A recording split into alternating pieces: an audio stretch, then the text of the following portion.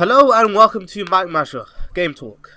I am Taha. I also have a cold, aka Munchkin-T, and I'm here with Alex, aka Detective Mittenz. Howdy. Also here with Jonny, aka SoapDuds. How's it going, people? And Sam is absent. So let's just get straight to the point. Sam is in an unknown location. Yeah. On location. Currently missing in action. We'll leave it at that. Alright, so what's the dealio? What's been going on? Delia. Well, I thought we'd get down to talking about the recent announcements at GDC. A lot of good stuff came out of it. Don't know what you guys have been looking at. Lots of new hardware, stuff about VR. It's all good stuff. Yep. Well, I think you know the most about all this type of stuff, Alex, so I'd probably say you give us the rundown. Give you the rundown, I'll just sit here and talk for half an hour. Cool. That's okay with me, man. Yeah, that's fine. It's okay with me, I'll just eat these chips. Okay, cool. Well, first thing then, definitely talk about the new, Valve bringing out their, announcing their VR headset, which looked pretty damn cool. Also, it's come straight into the public eye, just as good as the Oculus headset. Some people have tried it, saying it's actually better than the most recent Oculus one. Well, yeah, man. Which is going to be sweet. Yeah, I'm thinking they should keep. I'd say they should keep, but we know they are going to. Is you can go with the VR headsets. Just for me, that is the future of gaming. That is next gen. Even though people were like, "Oh, the PS4 and the Xbox One are next gen," but that's next gen. That's got to be the big one when that hits. Yeah, it's gonna be. Have you tried much VR? You two? No, not me personally. I mean, I would disagree that this will be the future of gaming. Oh, for real? Next gen. Oh, gaming. Yeah, because I think the idea of sitting on a chair or a couch or lying down in your bed and having the game distanced from you with a controller in your hand is still probably the best way to play video games.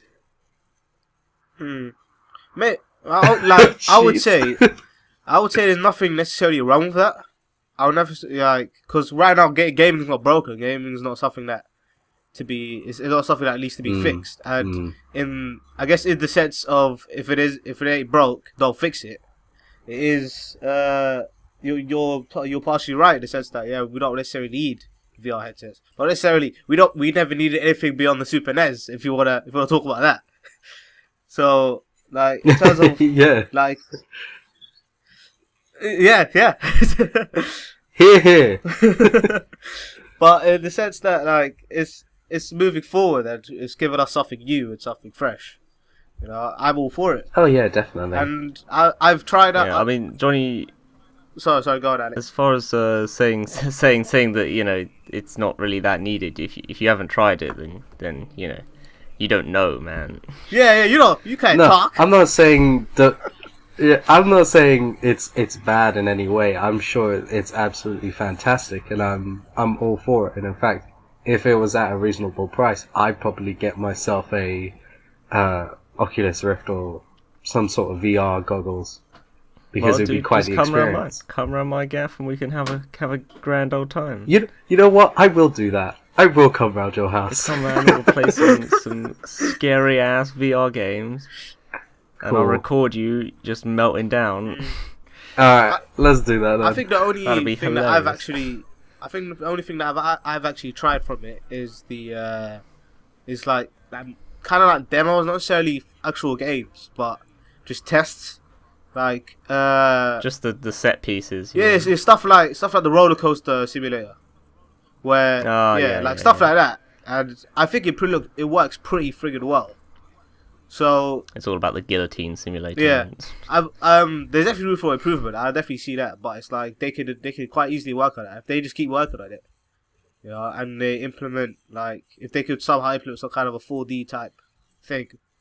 Then I'd see, yeah, man. It's pretty exciting to think about where gaming could go from here. I really think the only thing that VR is currently missing is a controller. I mean, as far as the headsets go, they've gotten really good now, really high res. There's no lag or anything, so the headset is fine. Yeah. But when you're in VR and you're in this game, you know, you feel like you're in the game, and then you're kind of brought back to reality by the fact you're holding a joypad in your hand, and it's kind of breaks it. Oh yeah. Like I've tried playing VR, but if you're in like a flight simulator or a space simulator, and I've got my hands on a joystick and a throttle, then you know I'm there. I'm in the game. Yeah, you know, yeah, nothing yeah. can break you out of it. But as soon as you start using just a joypad or a mouse and keyboard, you're like, well, I'm still playing a game. So I think when they finally get hold of like they kind of come up with a really good controller that can not break that immersion quite so much, then I think it'll be great. I think the best kind of combination I could only think of at the moment would be like if you use the Wiimote and nunchuck, I guess would be the best way if you wanted to combine that. I mean, you are right. Yeah, Razer brought out the Hydra. I think it was about 2 years ago now. That is essentially 2 Wii Remote nunchucks with joysticks and stuff on the top that were motion sensitive and stuff, which you could use, and lots of people integrated them so you could use them as like they appeared as hands in the game and you could grab stuff and such.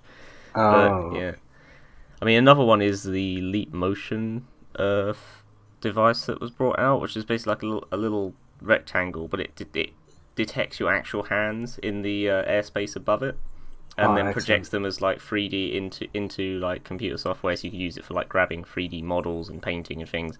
But the application for like gaming is awesome. You could just have your hands there and you could touch like control panels and games and things like that. That'd be really sweet.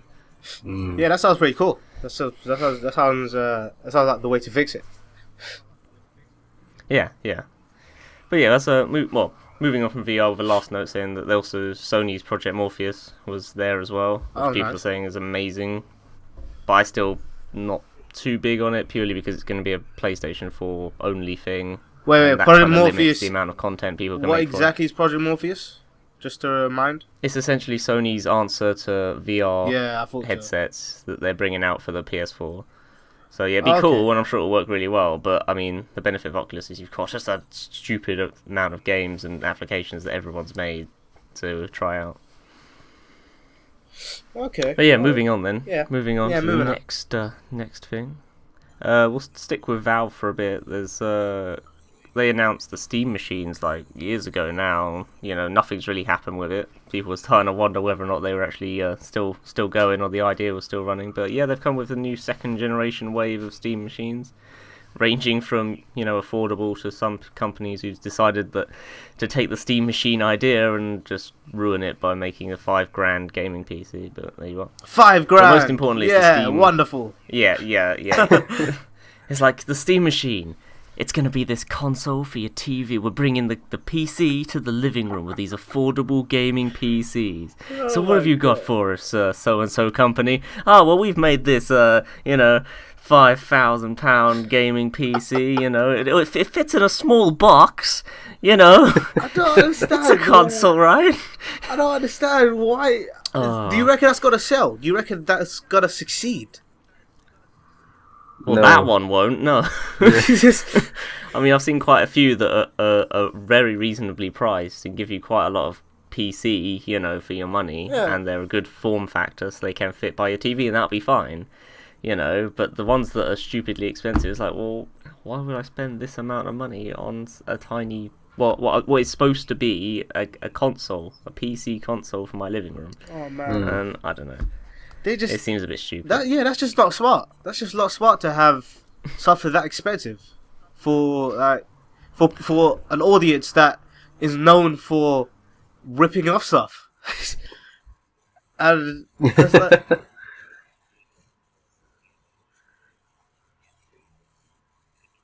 yeah, wow. I mean, I'm all for the idea for getting anything that I can use so that I can play my PC games on a larger screen at a better resolution and better performance, most importantly, because my PC is not that great. It can barely run things like Knights of the Old Republic. I say barely, it can, but the frame rate suffers when everything starts to go a bit mental. When stuff starts going downhill, man, so does the frame rate.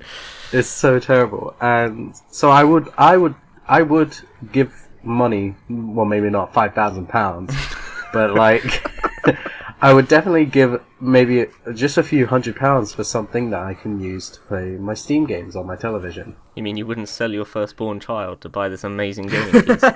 Nah, man. Nah, screw that. Screw that. Well, in that case, a few more things that came out of GDC that might help you in that area. Ooh, do tell. Do tell. Nvidia has announced its Shield console, home console. Ah, yes. Which is it's interesting. It's Android powered, 4K resolution, but it uses the cloud processing.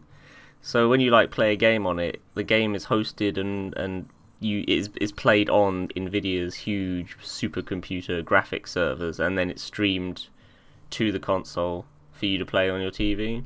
Oh, which is good in theory. Wait, that kind of sounds we've seen like things like that sounds like the OnLive. the OnLive, which funny enough, right? You guys can't see because we're speaking through Skype, but I'm wearing the OnLive T-shirt, which is so weird. How dare you? It's like because it's pretty much a dead thing, right? But because we got I forgot that thing existed. because we got a bunch of free T-shirts. I have the console. I know you do. Well, yeah, I was there right, when you fucking signed up for it. I got it for £1, man. I know. I saw you buy it. Oh man, because I'm wearing it because it's the free but T-shirt yeah. they were giving out Eurogamer a few years back. I didn't It's even like, get the yeah. free T-shirt. Yeah, me neither. That's But crazy. yeah, thinking of OnLive and how like I tried playing it, I did, and my internet connection isn't shabby, but it was just it was not a pleasant gaming experience. The control input lag is what got me the most. Yeah. There was at least a half a second delay, and I was like, this is just awful. Just awful. So I really hope that, well, I mean, technology's come a long way since then. I know some other game streaming services have come out, and they're actually decent. So I'm hoping that the Nvidia Shield will be good as well. And it's apparently supposed to be able to play loads of Steam games and things like that on it as well, despite the fact it's Android. So Yeah. I'm looking forward to seeing what it can do, and the price point as well. I don't know whether it mentioned a price point. Yeah. Probably did. Probably be too expensive, but Some. yeah, I'm looking forward to it anyway. See what it can do. Well, that's good for Jonny anyway. I mean, for me, moving on to another topic is the Steam Link, which Valve announced, which I think is amazing. So I don't even need to buy a Steam machine anymore, because I was thinking, I'll get my big TV, and I think don't want to plug my computer directly into my TV. I'll get a Steam machine instead to stream games to, but I don't even need to, because Valve's bringing out this $50 device that just acts as a device you can stream games to and put on your TV. This is amazing. Yeah. And I hope it works really well. I really do. Here's hoping, man. Here's hoping. I do a lot of hoping, unfortunately. Don't dash my dreams, man. I'm hoping that Bethesda, when they go to E3 with their first ever conference, well, I can't even speak the words, but you know what I'm feeling. Yeah. We're all hoping, Jonny. Don't worry, we're all hoping. Hopefully there won't be another Mad Max trailer. Just to oh jeez. Oh, don't tempt my wrath. When the ground starts shaking, you'll know that they didn't announce it. Oh, yeah. Johnny's gone supernova. Oh yeah, definitely. Man. Anyway, what else did they have at this conference? Yeah. This conference thing. you speak of. I suppose another interesting thing for people who don't have the money for massive gaming computers is Intel's beefing up its onboard graphics, which is going to be sweet. Like how yes. Intel has onboard graphics chips on pretty much any computer you buy these days, which can run basic games on low settings. I guess that's they're good beefing for that people up, who. so Yeah, that's good for people who buy new PCs on a regular. But for the more cheap people, it's not that big. Yeah, I mean, it's not going to have a huge influence on people who already have a computer right now. Yeah, I mean, I guess, the people who everyone eventually buys a new computer. It is true. It is true. Unless you're one of those people that has like a 15-year-old computer and still says it's fine. It's not fine. Buy a new one. Jesus. I mean, it can be useful though, because I mean, even the old like Intel, was it Graphics 4000 was the last one, but that could run, Portal 2 and things like that. It wasn't a bad graphics chip, but you're never going to get what you could get out of a graphics card. But if you're just someone with a regular desktop, it worked quite well. So here's hoping to better graphics performance for people who don't have massive PCs. That's called the Intel Iris. Yes, that's the one, the Intel Iris. Got to have a swanky name when you're upgrading things. Mm-hmm. More game-related, actual video game-related news. Oh yes. Video games. Just finally. Hell yeah. Taha's been secretly just sitting in his chair drooling for the past 16 minutes. Well, now Valve's finally going to start using a new game engine, as they've been using the Source 1 engine since Counter-Strike 1, I believe. And I mean, I'm not saying it's a bad engine, but yeah, they're finally upgrading it to Source 2. So they're going to upgrade their graphics and stuff. Source 2? Source 2. They're upgrading from Source 1? They are. 2 plus 1 is 3? Dear God, man. Oh man, that's brilliant. I love that analogy. It has begun. Oh dear. If only, man. If only. There's something I'm not hoping for, because I'm not that stupid.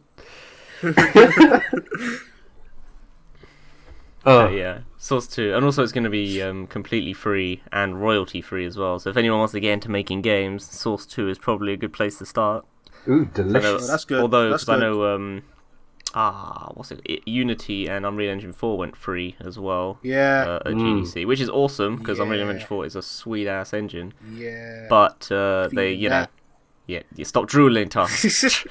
Oh yeah, for those who don't know, we're not just people who talk about games. We actually aspire to make games. So that's a little fun fact for the audience. Yeah, man, we have qualifications. I don't, but you can help. I will get a qualification soon. Just not in video gaming. No, man, we're looking forward to your voice acting, Jonny. Oh, mate, that'll be a dream come true. I'll be calling on you, man. When I'm got some massive Kickstarter campaign and I'm rolling in people's money that they've pledged me for some stupid reason, I'll come to you. Just rolling in people's money. Man. When I need someone to tell the people softly that I've let them down and won't be making their game, but there's no refunds, I'll come to you, Jonny. Yeah. Oh, well, don't worry about it, man. I know how to comfort people. You can tell it to them straight. It's fine. We took your money. Deal with it.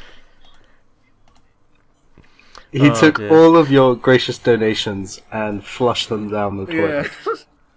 Oh, that'd be stupid. I actually bought a Ferrari. You went all practical with your money. Oh dear. Oh well, there you are. Anyone else seen anything cool in the news recently? Not particularly. Well, I know. Although this is probably completely off the GDC topic, but Dragon Ball Xenoverse came out recently, and the hype has been insane. People are so hyped over this. Yeah, I've seen quite a lot on it. Yeah, it's like I'm thoroughly disappointed in it. Oh, go on. Why? Oh, this should be nice. Go on, Johnny. Because now I haven't had a chance to play it yet, but I've done like a good amount of research on it because it is something that I was hyped for. I was really tempted on buying. The problem with it is that at the moment it's a mostly online game. Like, you get the most fun out of it by playing the online components of it, which works very much like an MMORPG. Everyone's thrown into one big world, and they kind of interact with each other and do different missions and such to get loot, basically. Just different customizable options for your character, which is one of the strongest points of the game. You can really make a character that you want to fit into the Dragon Ball Z universe. Yeah. And with that universe, the story goes is that your character, this created character you've made, has been summoned by the Supreme Kais and Trunks. The future, actually, it's Future Trunks. I believe it's Future Trunks. Future Trunks. And so what's happening is that different points of the Dragon Ball Z history are being rewritten. Yeah. You have to go there and help out everybody and save the universe. Restore balance. Or the Xenoverse. Yeah. Yeah. And I'm okay with that, but at the same time, I prefer the kind of older formula of just playing through the sagas. But I've done some research on the actual fighting, and it's not as it's a bit basic. It's a bit basic. I've seen that as well. It's like for fighting wise, it doesn't seem all that complex, but I reckon it's probably one of those things where you have to have it in your hand, because although like there's a few official reviews that have come out for it, some of them will be like, it's pretty good. Some of them are saying like the fighting's way too shallow, but if you look at like user reviews, like people like that are on just YouTube and stuff, they're saying they're pretty much like this is one of the best Dragon Ball Z games ever. And I'm thinking it's probably one of those really subjective things where you either love it or you hate it. And I think it's probably just gonna have to come down to you have it in your hand and you try it. Like for me personally, I really want to play it, but at the moment I'm short on money, so it's like I'm gonna wait. Yeah, exactly. Yeah, it's like, and it's come out and it's stupidly expensive for consoles. So actually, it's just stupidly good. It's even stupidly expensive like on Steam. So I don't even know, man. I want to play it, but it's probably gonna have to wait. Am I the only one who's still waiting for Budokai 4? No. I'm waiting for that too. Are you waiting for Budokai 4, did you say? That's what I want. What? You know, I never even considered that. I want why would you not? I mean, in all honesty, my favourite Dragon Ball Z games were the 2D fighter ones. And the best one of that was Budokai 3. I agree. So they just need to innovate on that and bring out a new one. I'll be down with that. I agree. I love Budokai 3. Yeah, but to be honest, I bought it like the other day, the HD collection, because I was so hyped on Xenoverse. Yeah, because I was so hyped on Xenoverse, but I didn't have the money for Xenoverse, so I was like, I'm gonna buy the HD collection of Budokai. Now you have even less money for Xenoverse. Yeah, that's the only problem, yeah. But the thing is, it's like, having tried it again, it's not as good as I remember. It's dated. It's very, very dated. And which is why we need Budokai 4. You know what, yeah. I wouldn't be all that, like, I don't know if you played Burst Limit. Burst Limit kind of felt like a bit more of it felt a lot closer to Budokai. But it was lacking in a few things. But I guess no, I'm still waiting for someone to really perfect a Dragon Ball Z game. Someone who's just got it bang on. But I don't know, man. It's one of those things where maybe like, do you know what would be nice is Universe probably if they had the story mode where you create your own fighter and you go try and save all the hiccups in time. But if they also had an arcade mode, I don't know if they actually have or not, but if they did have like an arcade mode where you go through the story like in Budokai 3, you go through the story as each character, and you play their story and you finish their thing, and then you go on to the next character. If they had like an arcade mode like that, separate to the story mode, kind of like how the Mortal Kombat games do their have their like features, then that would probably be the way to fix it. Yeah, unfortunately, Taha, this is 2015. That'll be paid DLC, like next week. Unfortunately, yeah. Yeah. Bloody hell. I can't remember if they've done it in any Dragon Ball Z games since, but Budokai 2's weird like game board with the jumping pictures of the characters was hilarious. I missed that. I never actually played Budokai 2, funny enough. Honestly, man. I played Budokai 3 though. I played them all. I played Budokai 3 and I was happy with that. Budokai 3 was awesome. Yeah. I've got Budokai Tenkaichi. I never liked the Tenkaichi. Which one? It's been a while since I actually popped it in and played it. I can't remember. Tenkaichi 2 is I think the best one. I can't remember what they're like. It's just the first 3D ones that came out. Oh right, yeah, it's all coming back to me now. To be fair, but I think the Budokai games were 3D. They just weren't. They were like 3D, like Mortal Kombat 3D, like Mortal Kombat Deadly Alliance 3D. They weren't necessarily as 3D as the Tenkaichi games. If you get what I mean. But even Budokai 3 you could sidestep, I suppose. Yeah. But no, Tenkaichi was fully 3D. Proper. Proper 3D, none of that fake 3D. Right, so yeah. Oh dear. Dragon Ball Z Xenoverse. Cool. I really want it. Dragon Ball Z Xenoverse. I want it. We can't afford it. I'm just saying, like, it's not my birthday or nothing, but if anyone wants to give me a present, yeah.